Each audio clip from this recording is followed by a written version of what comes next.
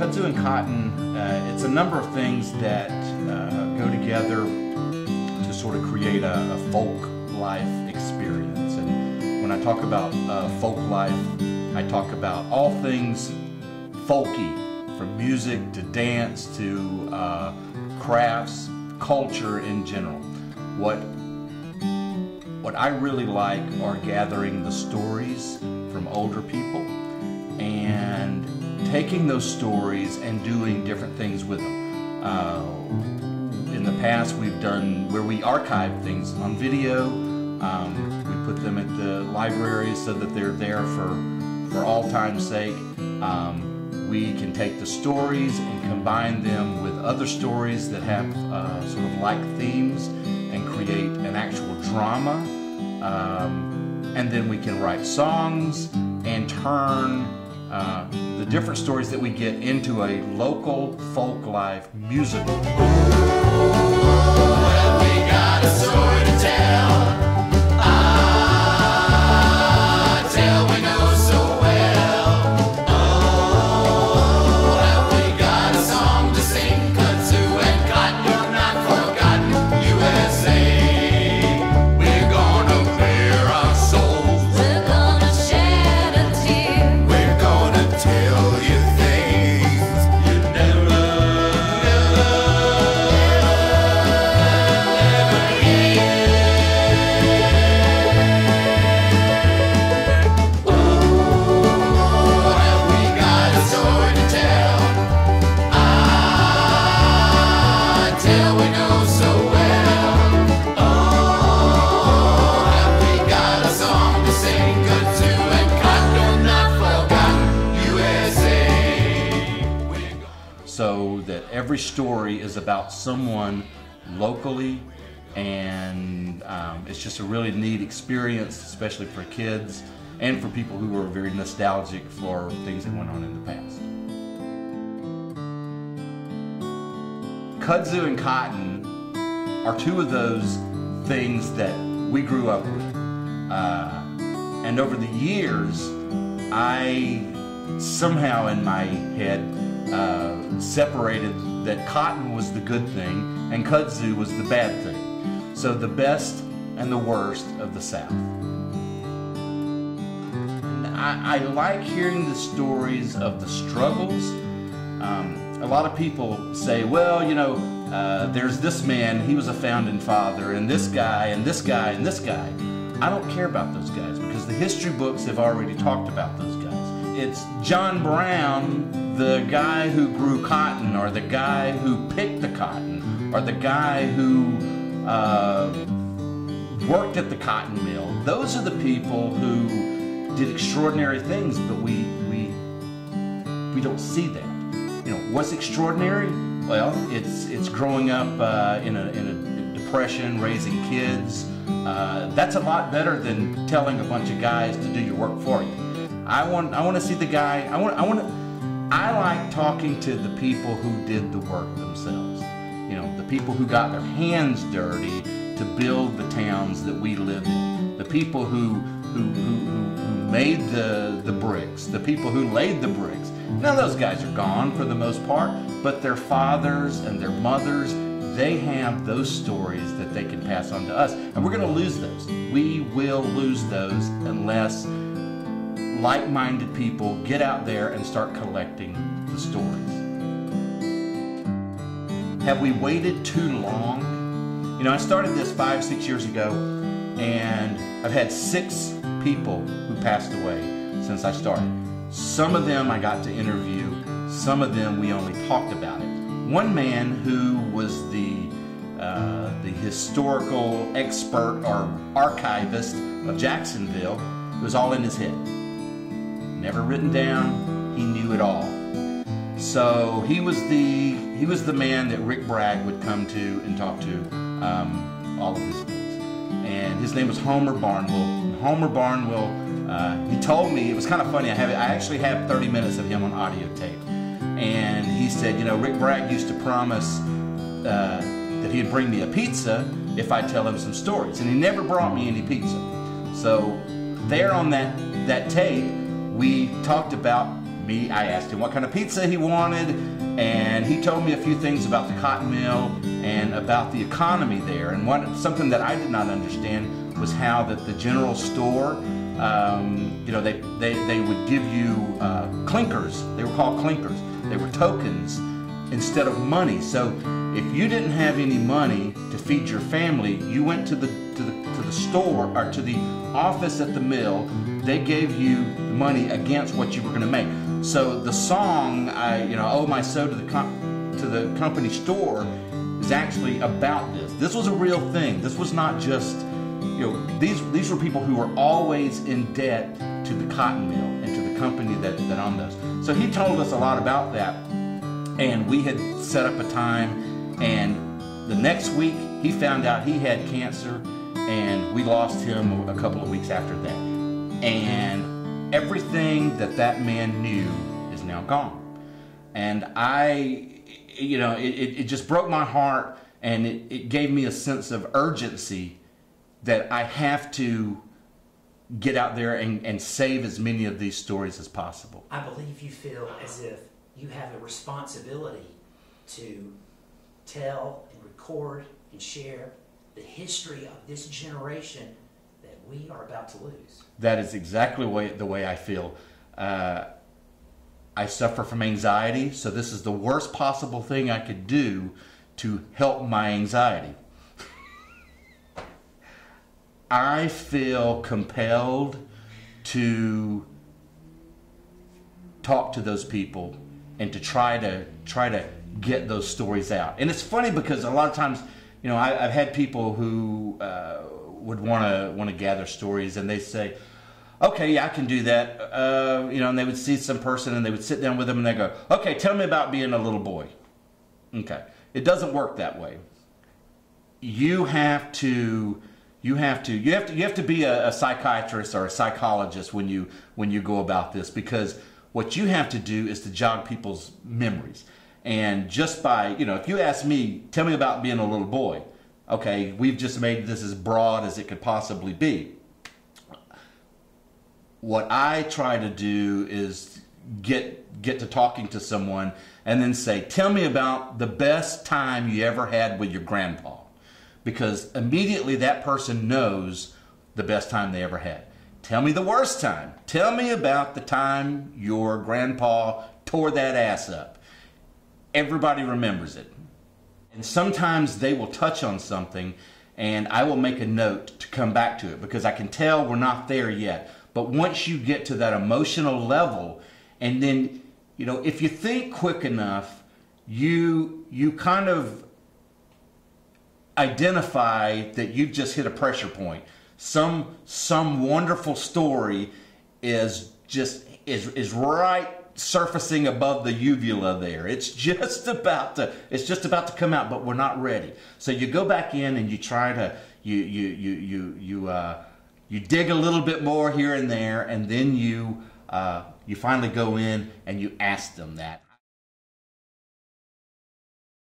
I think, you know, more of us were racist than we realized. I did not realize I was a racist. I don't think my mother and daddy were racist. They certainly didn't teach us to be. But I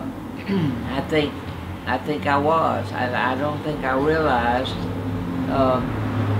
just how badly our Afro-American friends had been treated. The only thing I can say is that for me, I kind of had my head in the sand. Mm-hmm. You know, I was doing my thing and liked what I was doing, and living at home, no real financial problems and that kind of thing. Yeah. So many people go through that I didn't realize. Since I was a kid, I've been writing songs.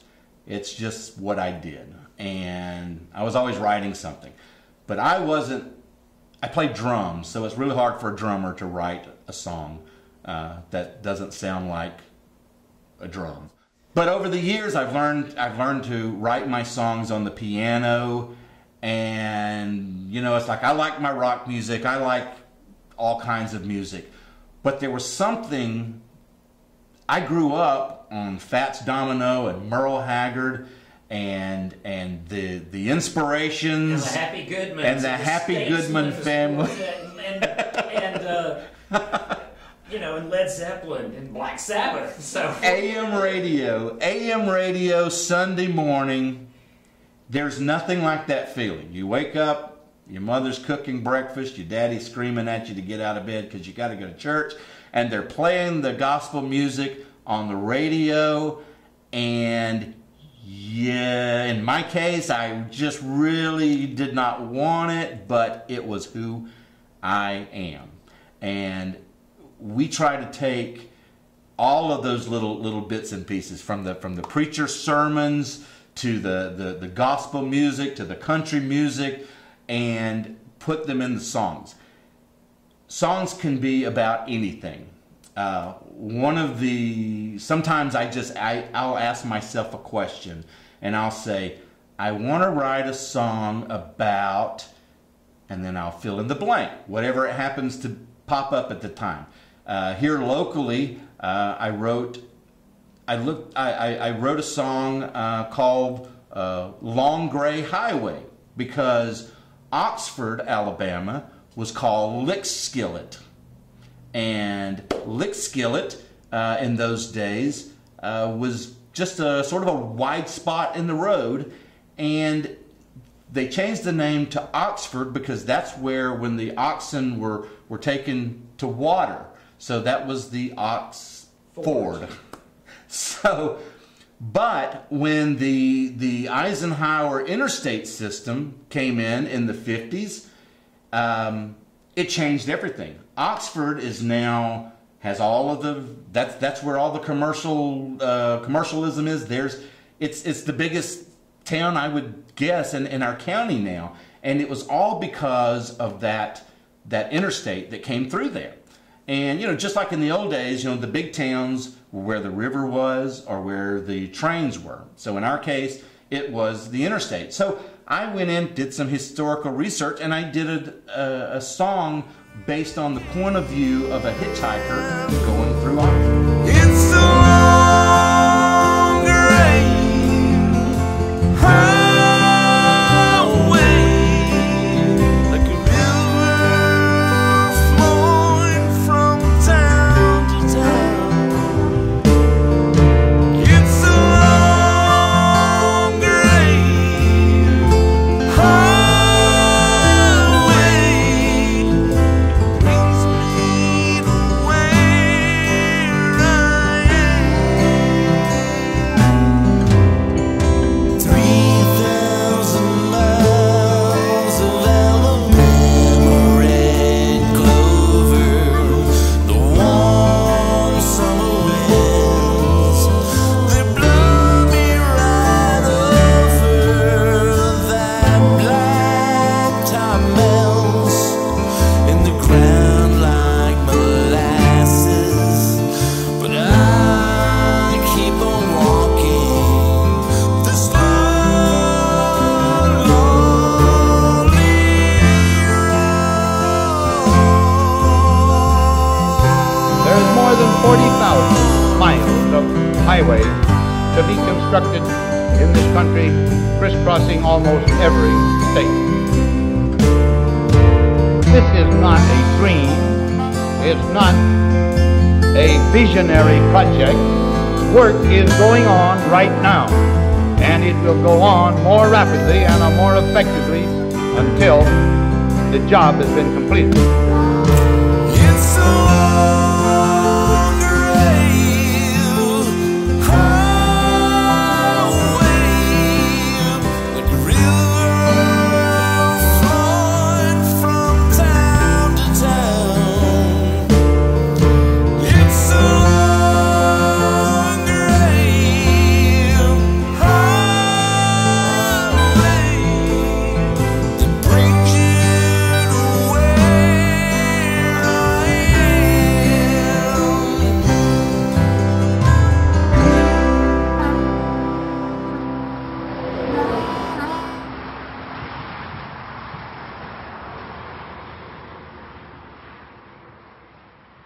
One day I was was really hungry, and I was thinking, what am I going to eat? And you know, Alabama, we have some of the best food in the world. They make it really greasy so that it goes down easy, and my favorite food is a fried bologna sandwich. So I wrote a song called Fried Bologna Sandwich. My dad would call it Alabama Roundsteak. And so I got to thinking, you know, the lyrics were Alabama Roundsteak, thick as a brick, goes straight to Dixie's heart. And it couldn't be truer.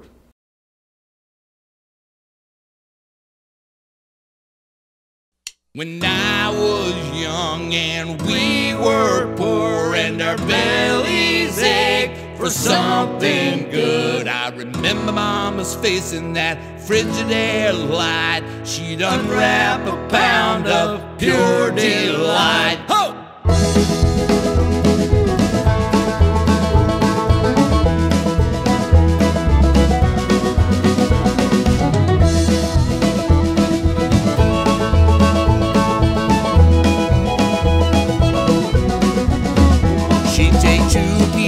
Bread, a little mustard on each side, a big old scoop of mayonnaise. she'd spread it on just right. She'd heat that cast iron skillet till it popped like last July. And when she pulled that bright red rind off, I nearly lost my mind. She'd fix a fried bologna sandwich. Nothing ever really ever tastes so good. Give me that fried bologna sandwich. That Alabama Roundsteak, think it's a break, goes straight to Dixie's heart. It's a 501c3 non-profit entity, and we did that so that we can, you know, get grants and people can donate money and things like that. We have several things that we do. Our big goal is to have a theater community area set up so that we can do our productions, you know, have our video studio where we can tell, have people come in, do their interviews, and we capture that information. At the same time, we want to have lots of things to do with the community. We want to be able to celebrate certain times, whether it's Veterans Day or our Memorial Day, and to be able to touch on things like that along with the community. We also do a few things that will help fund our organization, because it does take money. Right now we're doing, you know, we have a lot of volunteers, but you know how long that, you know how that goes. That can only go for so far. One of the things that we would do is to come into a community and research the history, some of the people. There are going to be several key people in there. Get involved with those folks, and then have our story gathering sessions where we meet, we videotape locals in your town, and then we can do one of two things. We can create a documentary, you know, documenting the historical aspects as well as the cultural aspects. Also, we can create a full-length musical based on local stories and local characters. You know, your town's got it. We all have those characters. But it's something that once a play is written, we do it in such a way that we have, you know, say 5 or 6 points that touch on the historical aspect, and then you can take every year, you can put different stories in there so that it changes up every year, but you have a huge destination spot for a lot of people to come. I'd like to thank you all for listening to me today. I really hope we get to see you soon, and if you would like to volunteer, go to KudzuandCotton.com and send us an email. Volunteer.